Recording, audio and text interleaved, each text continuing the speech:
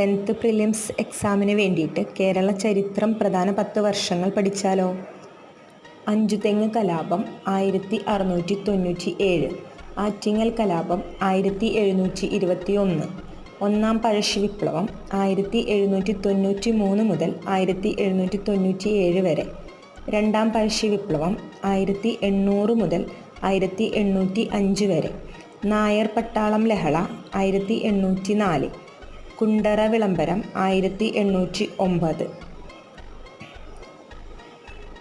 കുറിച്യർ ലഹള 1812, മലബാർ ജില്ലാ കോൺഗ്രസ് 1916, മലബാർ കലാപം 1921. കൂടുതൽ ഉപകാരപ്രദമായ വീഡിയോകളുമായിട്ട് വീണ്ടും കാണാം.